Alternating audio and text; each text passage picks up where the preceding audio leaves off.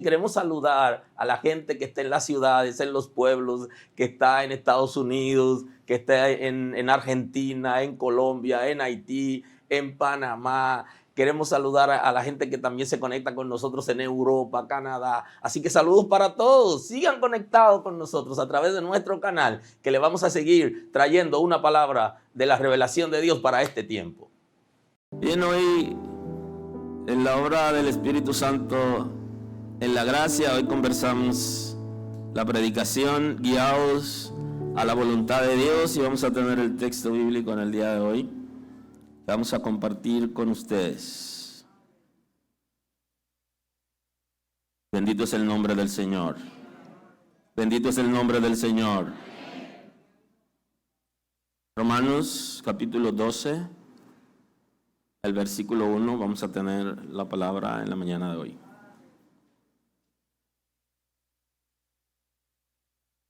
El texto sagrado dice, en el nombre de Jesús, en la carta del apóstol Pablo a los Romanos, el capítulo 12. Así que, hermanos, os ruego por la misericordia de Dios que presentéis vuestros cuerpos en sacrificio vivo, santo, agradable a Dios, que es vuestro culto racional. Y aquí tenemos el texto de nosotros hoy. No os conforméis a este siglo, sino transformaos por medio de la renovación de vuestro entendimiento, para que comprobéis cuál sea la buena voluntad de Dios, agradable y perfecta. Muy amable.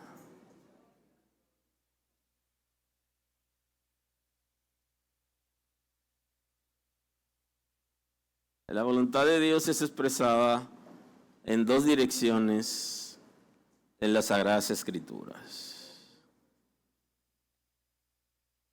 Número uno, la voluntad de Dios, que es la razón de la Escritura. El propósito de la Escritura es que el ser humano sea redimido. Ahora, para la vida en la relación con Dios, se requiere conocer su voluntad. La Sagrada Escritura nos guía a la voluntad de Dios. La segunda manifestación que vemos es la voluntad de Dios en medio de la circunstancia. Esta es la más difícil. Ya sabemos cuál es la voluntad de Dios expresada en la Escritura, y que la Escritura nos enseña acerca de su propósito con nosotros y su voluntad perfecta. Ahora, la voluntad en medio de la circunstancia, eso requiere algo más que las Sagradas Escrituras. ¿En qué sentido? Necesitamos una relación con Dios para que Él pueda guiarnos a su voluntad en medio de la circunstancia. Bueno, este es el tema para la próxima semana, la voluntad de Dios en la circunstancia. Pero hoy hablamos de la guianza que tiene el Espíritu de Dios al ser humano hacia la voluntad de Dios, que es el propósito de la iglesia, es el propósito de las predicaciones y es el propósito del liderazgo en una congregación. Y ojo con eso, porque el propósito de que exista una comunidad de creyentes y que haya líderes que puedan guiar a la gente, esa guianza es a la voluntad de Dios. Pero esa es una obra del Espíritu Santo en la iglesia, en los creyentes. Ahora, los líderes estamos llamados a guiar a la gente a la voluntad de Dios. De ahí que pudiera ser cuestionable el que en algún momento algunos de nosotros que tenemos la oportunidad de guiarlos a Dios, lo estemos guiando a algo que no sea la voluntad de Dios. Es cuestionable. ¿Es la voluntad de Dios eso? ¿Eso es lo que Dios quiere para los creyentes y la iglesia? Y eso también se traduce en la familia. Yo veo creyentes de toda la vida que ponen a sus hijos algún tipo de actividad que no corresponde con los hijos de Dios. Y entonces uno dice, pero ¿estarán guiando a sus hijos a la voluntad de Dios? Llevar a un muchacho a la escuela, eso tiene que ver con la voluntad de Dios, pero claro que sí, porque la voluntad de Dios no solo es que le sirvamos a Él, sino que nuestros hijos puedan ser bien educados y que vivan mejor. Inclusive situaciones que nosotros vivimos, porque muchos de los padres de esta generación somos pioneros, pasamos muchísimas calamidades y necesidades y hoy podemos educar a nuestros hijos y darles cierta facilidad y sacrificio que muchos de nosotros, nuestros padres no pudieron darnos cosas y hoy lo hacemos. O sea, la voluntad de Dios está incluida en todo aquello que es beneficioso para el ser humano, en términos espiritual, en términos emocional y en términos físico. Y cuando la iglesia guía a la voluntad de Dios, solo se pierde aquel que se pone una venda. Y Cristo habla de esto. Cristo guió a los discípulos a la voluntad del Padre y dice que solo se perdió, dice la Escritura, el hijo de perdición. Ya saben que el concepto hijo de perdición le cae a Satanás, a Judas y al anticristo, no al ser humano. Ahora, todo ser humano que rechaza la gracia y que rechaza a Cristo, entonces es de perdición, porque el sacrificio de Cristo es universal, no particular. Y si es universal, entonces es incluyente, no excluyente. O sea que todo ser humano está incluido en su sacrificio para salvación. Pero la iglesia debe guiar a la voluntad de Dios, donde la gente conoce la palabra de Dios, conoce el propósito que Dios tiene con ellos, porque esta es una obra del Espíritu Santo en la gracia. Guiar hacia la voluntad de Dios. Y aquí está expresado en la Escritura. La voluntad de Dios está muy ligada a la obediencia. Porque cuando una persona hace la voluntad de Dios es porque puede obedecer a Dios. Si yo no puedo obedecer a Dios, yo no hago su voluntad. Ese es un principio importante.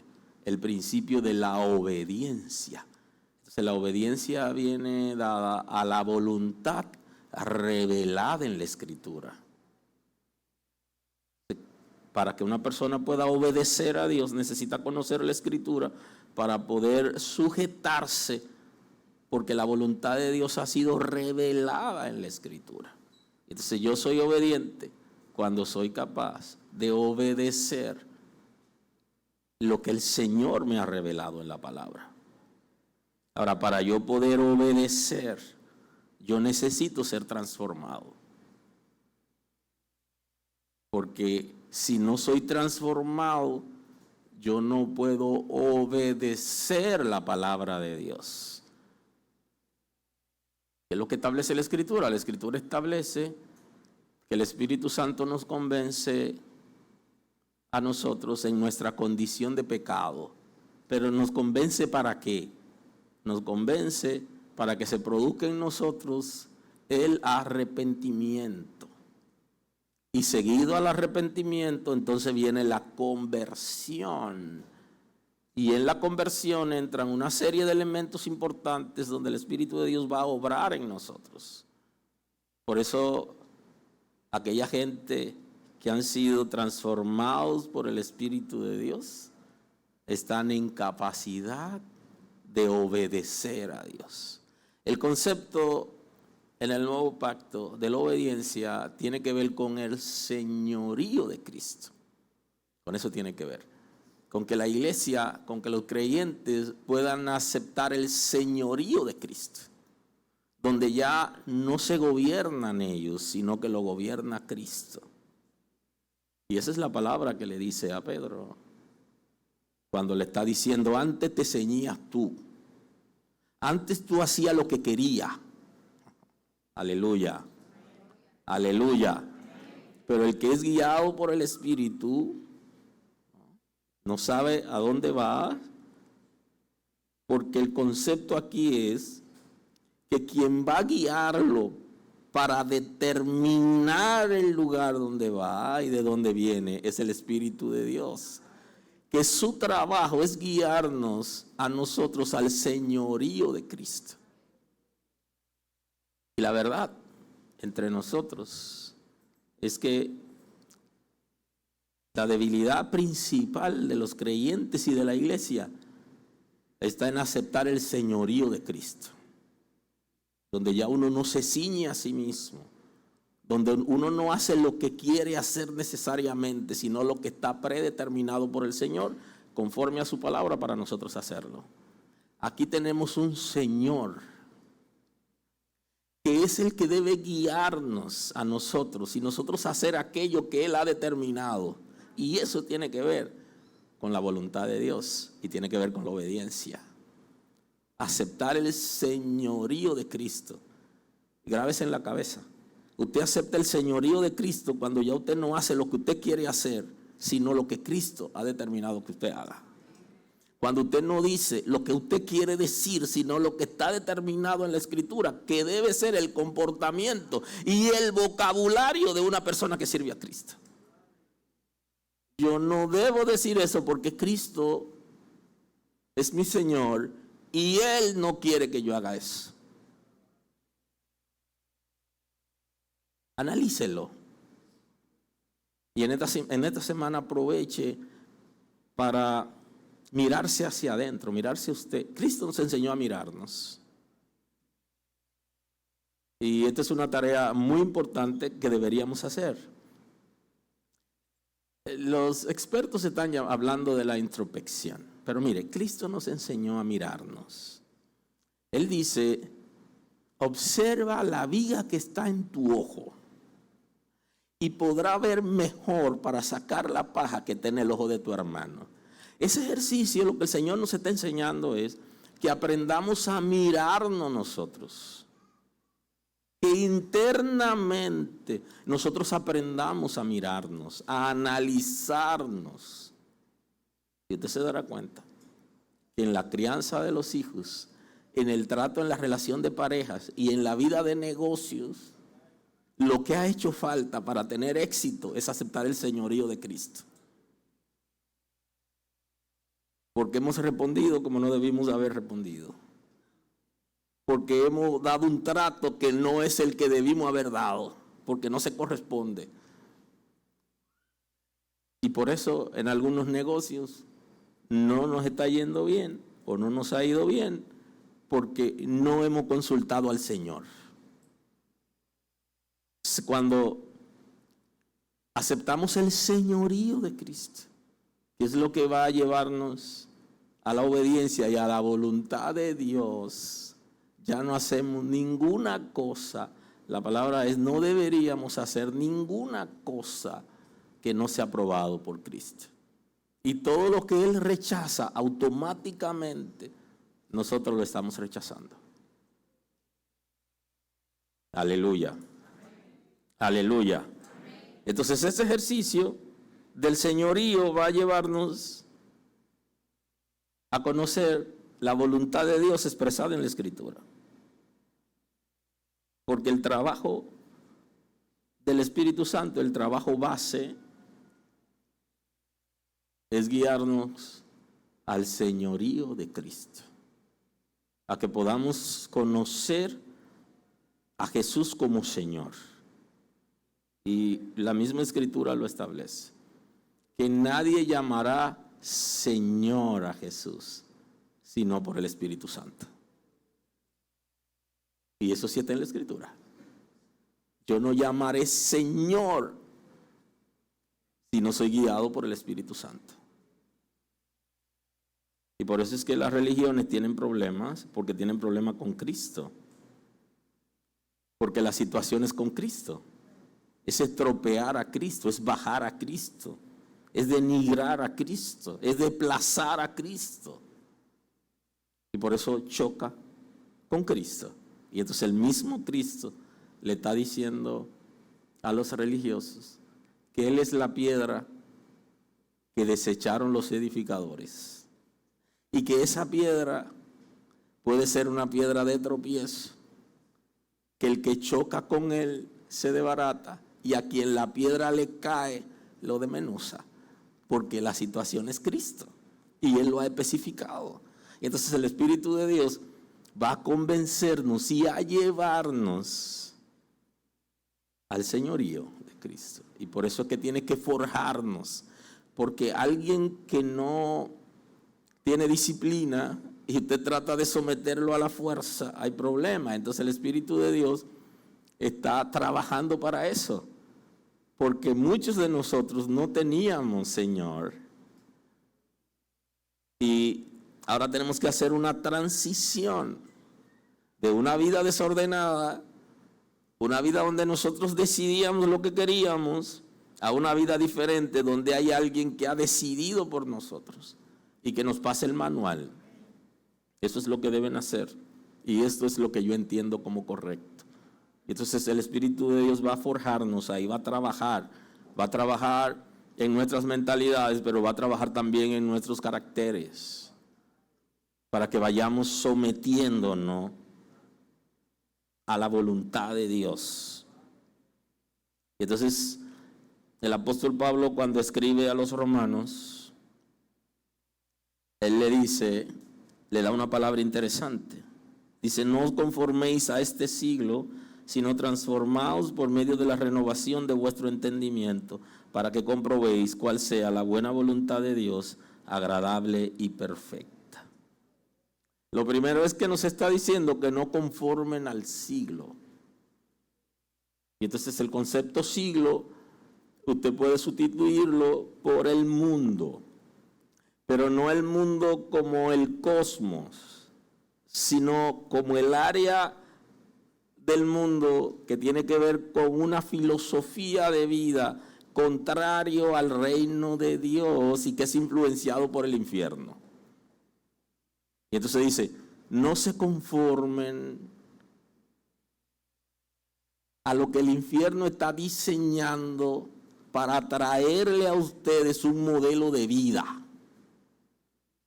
Lo primero, no se conformen al mundo. No hagan las cosas conforme a lo que le están ofreciendo en el mundo. Y entonces habla de transformados por medio de la renovación de vuestro entendimiento. Y ustedes conocen la palabra transformados o metamorfosis, que está muy ligado al concepto de regeneración, donde el Espíritu de Dios transforma nuestro espíritu y lo alinea y lo hace líder. Y esa es una obra básica del Espíritu de Dios en el nuevo pacto. Alinear nuestro espíritu como líder de nuestro ser para que pueda tener una conexión con el Espíritu de Dios. Aquí está el asunto. Y entonces el Espíritu de Dios puede conectarse con nosotros por medio del Espíritu de Dios. El Espíritu de Dios se conecta con el espíritu humano, es lo que quise decir. Entonces, si no conforma a este siglo, entonces estará en capacidad de ser transformado. Porque si no somos transformados, no podremos vivir en la voluntad de Dios. Necesitamos que el Espíritu de Dios nos transforme para nosotros poder entender cosas extraordinarias. Y yo estoy hablando con una generación que sabe lo que yo le estoy diciendo y que cuando se analiza a sí mismo y se mira hacia adentro, sabe que la voluntad de Dios y el señorío de Cristo es un desafío. En medio de un mundo contaminado y con todos los ofrecimientos, y le dice: no te moldees al mundo que tiene unas influencias del infierno y que tiene un diseño infernal. No deje que sea tu modelo, no deje que él te quite la identidad. Y cuando nosotros nos vemos en medio del mundo, en los sitios, los lugares, familia, lugares de trabajo, con la gente que nos asociamos, nos damos cuenta que es fuerte los ofrecimientos del mundo. Y entonces, para ser transformados tenemos que tomar una iniciativa, y es salir o rechazar esos ofrecimientos de este siglo y transformados por medio de la renovación de vuestro entendimiento. Es una obra del Espíritu de Dios. La transformación que transforma el espíritu, transforma el intelecto y libera la mente. Es una transformación que viene desde el espíritu y que viene a la mente y que viene al intelecto y que trabaja en el corazón y que trabaja en las emociones. Ese es el concepto bíblico de regeneración, de la que habla aquí de transformación. Es una transformación general, donde la manera de pensar de nosotros debe cambiar. Por eso es que el apóstol Pablo, cuando escribió a los Corintios en la segunda carta, él está diciendo: derribando argumentos y toda altivez que se levanta contra el conocimiento de Dios, y llevando cautivo todo pensamiento a la obediencia de Cristo. Lo primero que debemos someter a obediencia son nuestros pensamientos. Porque todo lo que nosotros vamos a hacer va a depender de lo que nosotros pensamos. Por eso la transformación se requiere que venga desde el espíritu y afecte el intelecto y afecte la mentalidad. ¿Qué es lo que está diciendo el apóstol Pablo? Derribando argumentos. Porque aun cuando yo estoy dándole una enseñanza que es válida, se levantan argumentos que quieren neutralizar lo que yo le estoy enseñando. Y entonces esos argumentos se pueden traducir como justificaciones o en el concepto ya de ciencia, que es racionalización. Donde hay una palabra que está llegando a mí con el propósito de cortar, porque la palabra es como un bisturí, pero el bisturí del médico, el bisturí que abre para sacar lo dañado, no el bisturí que hiere para matar. Esa no es la palabra. Aunque hay predicadores que pudieran hacer eso, pero ese no es el propósito de la palabra. Es una espada, y esa espada es como el bisturí del médico, que lo que hace es que abre y saca lo dañado. Y si no va a sacar algo dañado, va a ver qué hay dañado, no abre, porque no es para matar. Aleluya. Y entonces ese argumento se levanta neutralizando esa palabra. Él no está viviendo lo que yo estoy viviendo. Él no sabe la crisis en que yo estoy y yo tengo que de alguna manera resolver este problema que yo tengo. Y la manera de resolverlo es haciendo esto. Yo sé que eso no está bien, pero Dios es misericordioso. Eso son argumentos que tú tienes que derribar. Aleluya. Entonces, de eso se trata, derribando argumentos. Porque los argumentos son expresiones que van a venir a nosotros para neutralizar la palabra, y tú tienes que derribar ese argumento, porque ese argumento se puede producir una fortaleza mental que impida el desarrollo de la palabra de Dios y la obra del Espíritu Santo en nosotros. Y entonces aquí tenemos que asumir nosotros una responsabilidad. Primero es identificar que hay algo que es contrario a lo que Dios está estableciendo y lo que Dios ha predeterminado para mí. Entonces yo tengo que derribar ese argumento y toda altivez que se levanta contra el conocimiento de Dios. Pero fíjese que el concepto de altivez y de argumento está dentro de usted. Aleluya.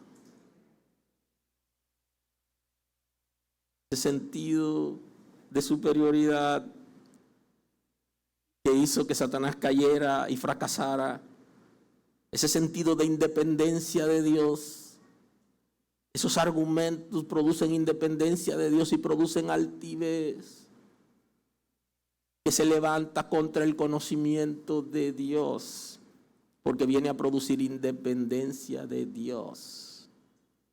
Y entonces el Espíritu de Dios, que está llamado a llevarnos al señorío de Cristo, hay una lucha interna que se produce desde nuestros pensamientos para neutralizar esa obra. Y eso es en la mente, por medio de pensamientos. Y entonces usted tiene que derribar todo eso. Y entonces dice, llevando cautivo todo pensamiento a la obediencia de Cristo. Entonces le dice, amarra esos pensamientos. Tómalo por la fuerza, tómalo por los cabellos, somételo a la obediencia. Porque se ha levantado contra el conocimiento de Cristo que está en ti y que está en tu espíritu. Y por medio de la mente viene a neutralizar eso. Y eso ocurre comúnmente con la fe. Porque las Sagradas Escrituras nos hablan de lo que es el lenguaje de fe. Entonces, un lenguaje de fe que no solo debo dárselo a la gente, sino que debo aplicármelo a mí en momentos determinados. Y entonces, esos argumentos se van a levantar para neutralizar la experiencia que yo tengo con Dios, el conocimiento que tengo de Él, la dependencia de Él, para que yo deje de creer en un momento que Él va a seguir conmigo, que va a hacer la obra. Entonces yo necesito enfrentarme a mí mismo, a mis pensamientos, para doblegarlo, para que el Espíritu de Dios pueda llevarme al conocimiento de la voluntad de Dios. Porque dentro de mí va a haber un levantamiento. Porque la gente a veces está asociando los levantamientos de seres humanos que son contrarios a la palabra. Eso es normal y es natural. Pero el peor es cuando dentro de usted, por medio de su naturaleza concupiscente, el enemigo está tratando de sembrar un pensamiento que viene a anular. Y entonces dice, agarre ese pensamiento y llévaselo cautivo a Cristo.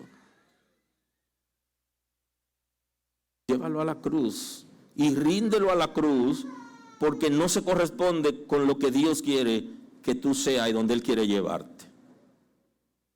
Y entonces dice que someta a esos pensamientos a la obediencia. O sea, ¿qué es lo que está diciendo? Que tenemos pensamientos que no están bajo la voluntad de Dios, que se han sublevado a Cristo y que tenemos nosotros que someterlo a la obediencia. Ya saben que el concepto de obediencia es sometimiento voluntario.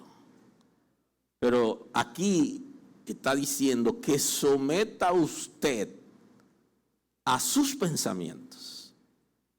Y entonces usted se somete voluntariamente a Cristo, pero sus pensamientos usted no lo va a someter voluntariamente, sino por la fuerza, porque usted lo va a llevar cautivo. Y todo aquel que va preso va a la fuerza.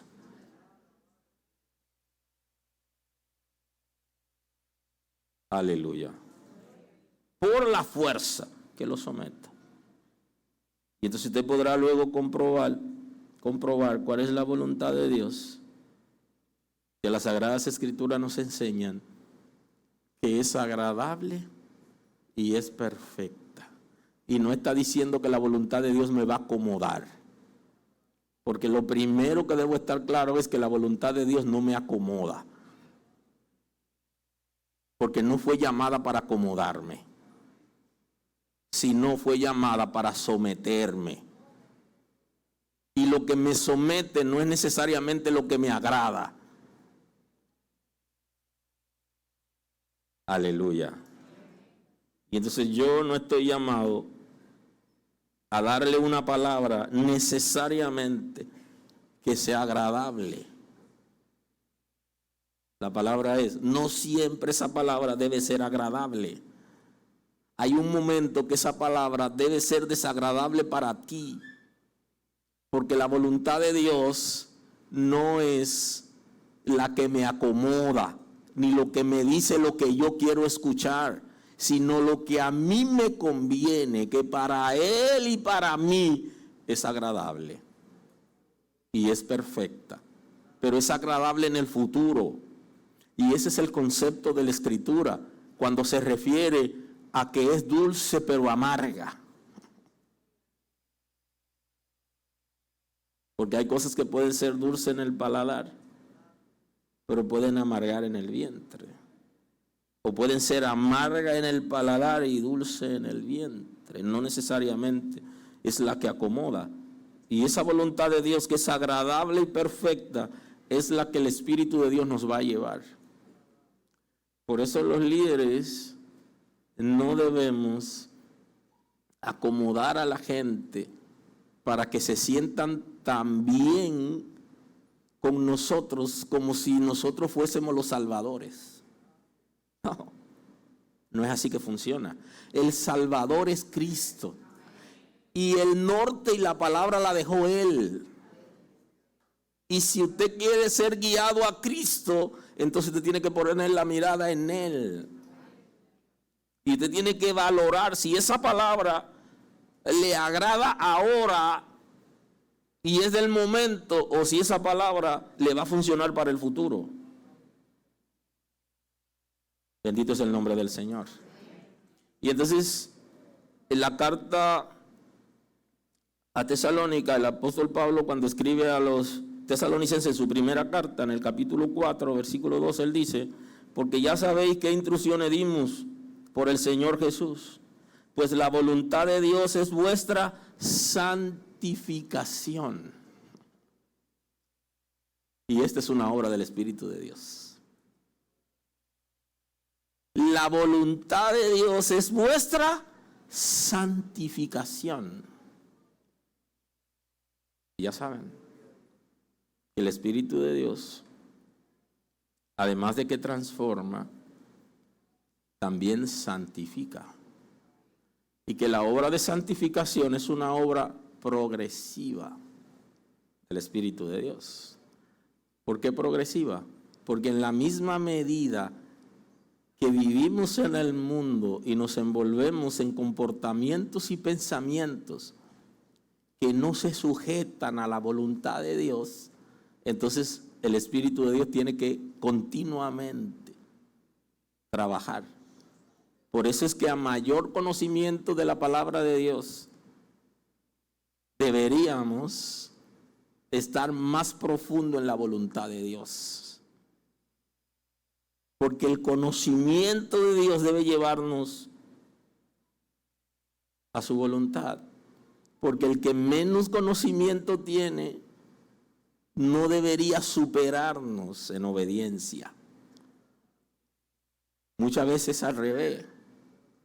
Pero lo correcto bíblicamente es que en la medida que vamos conociendo la Escritura, que vamos conociendo a Dios, vamos sometiendo áreas de nosotros y trabajando áreas de nosotros. Y cuando vemos un trayecto recorrido, entonces decimos: ajá, yo he crecido.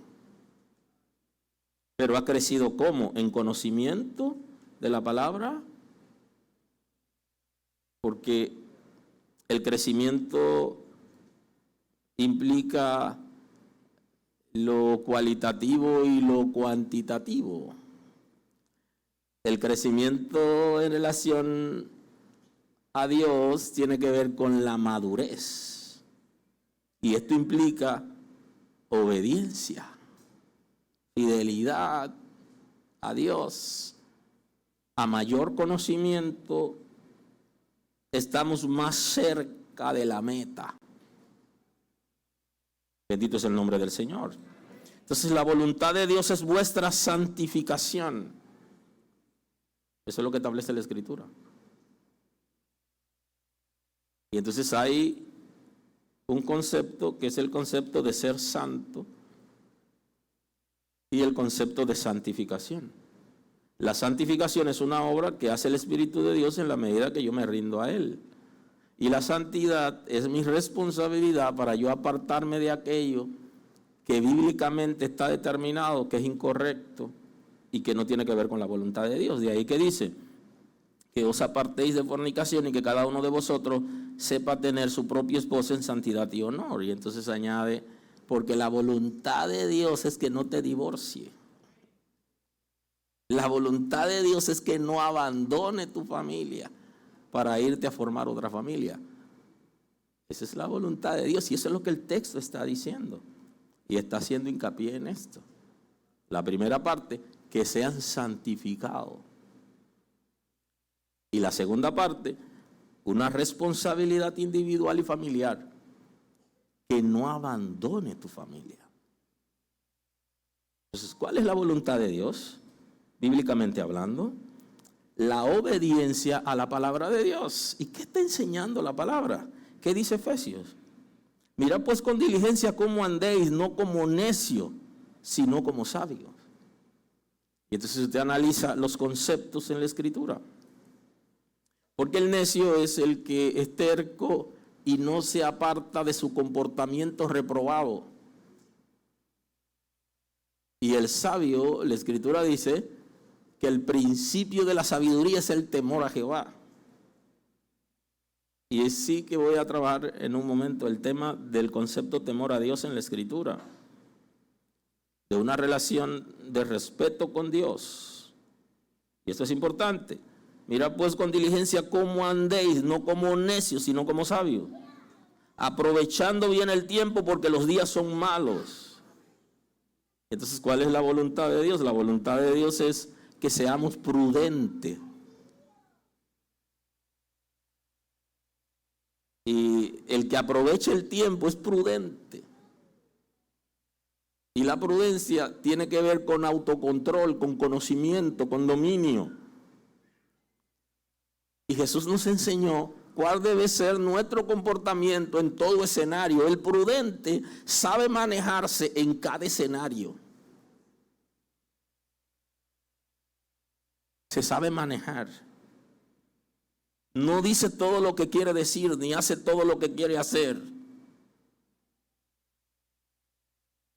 Porque hay cosas que yo pudiera hacer, pero no me es lícito hacerlas. Porque eso que quiero hacer no necesariamente edifica. Entonces, porque los días son malos, o sea, los días que vivimos, que son los últimos días, se añaden situaciones incómodas a la vida. Por tanto, no seáis insensatos, sino entendidos de cuál sea la voluntad del Señor.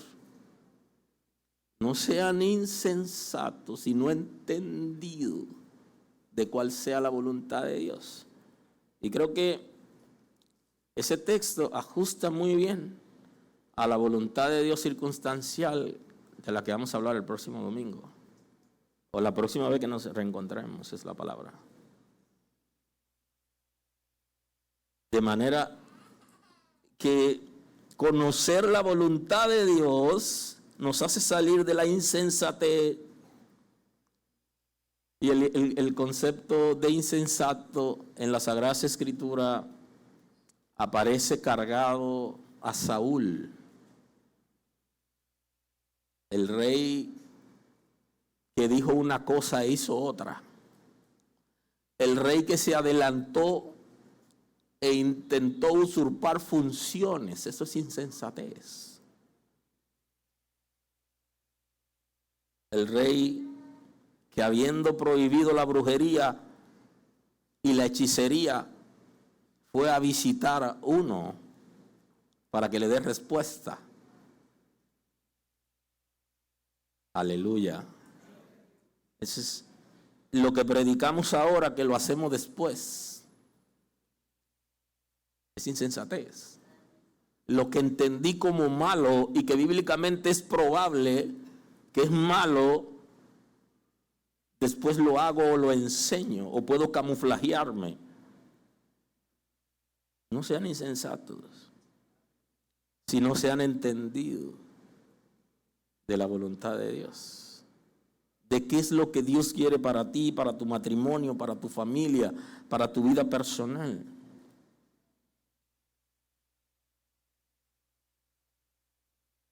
Cerrando en esta mañana, la primera carta de Juan en el capítulo 2, el versículo 17 nos enseña: no amen al mundo ni las cosas que están en el mundo. Si alguno ama al mundo, el amor del Padre no está en él. El apóstol Juan quiere guiarnos a la identidad en Cristo Jesús. Y todo el que tiene identidad tiene referente. El infierno es un referente para los pecadores. Cristo es un referente para sus hijos. Y tenemos que estar claros en eso. No amen al mundo. No amen las obras del infierno, las estrategias infernales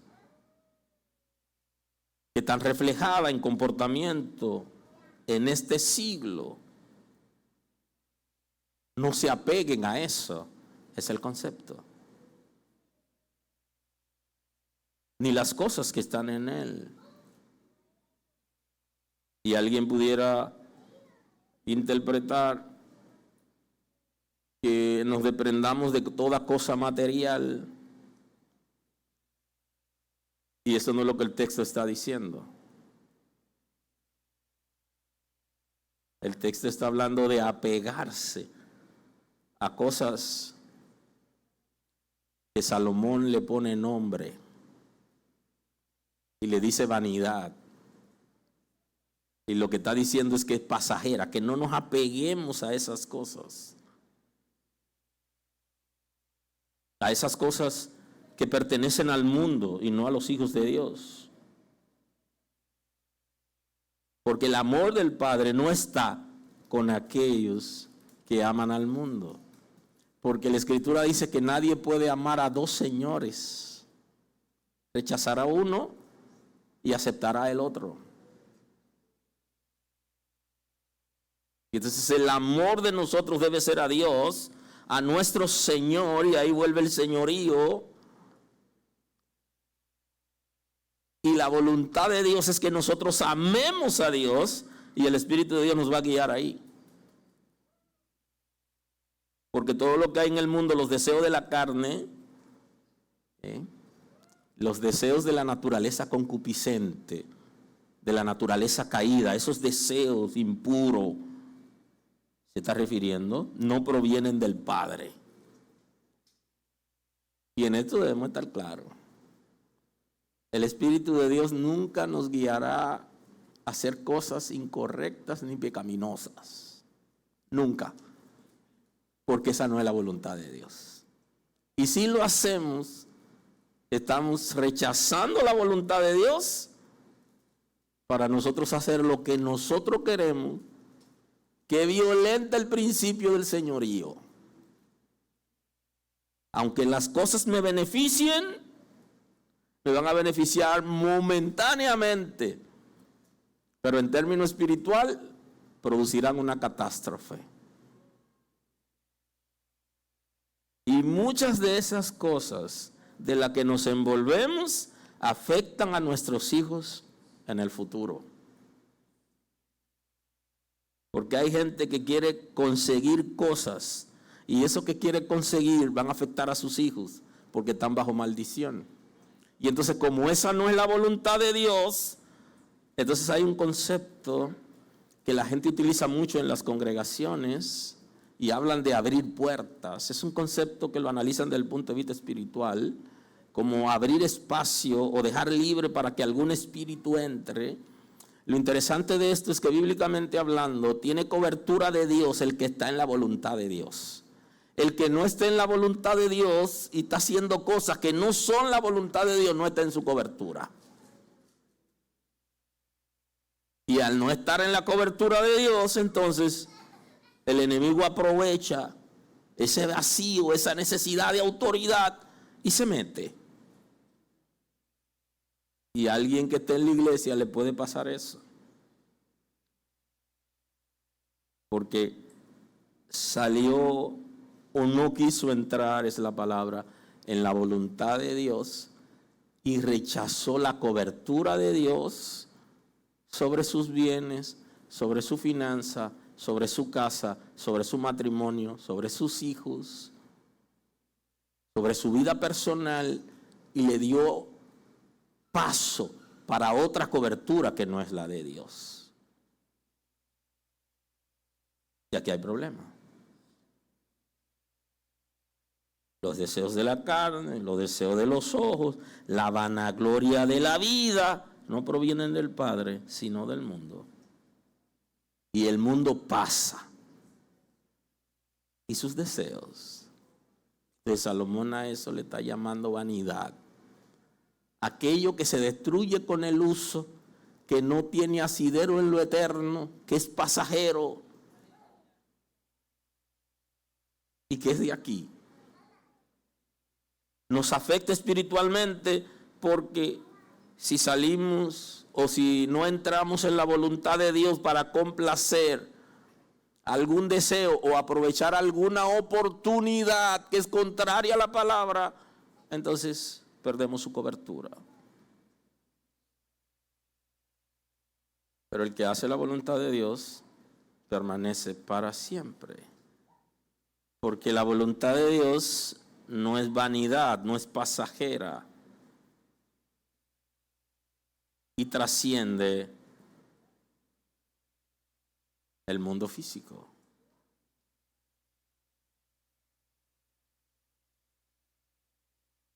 Y ampliamente, con un ángulo más amplio, el salmista en el Salmo 119, verso 2 dice: bienaventurados los que guardan sus testimonios y con todo el corazón le buscan, pues no hacen iniquidad los que andan en sus caminos.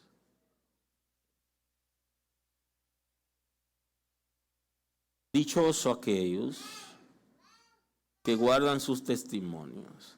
Dichosos aquellos que guardan su palabra y buscan al Señor con todo su corazón.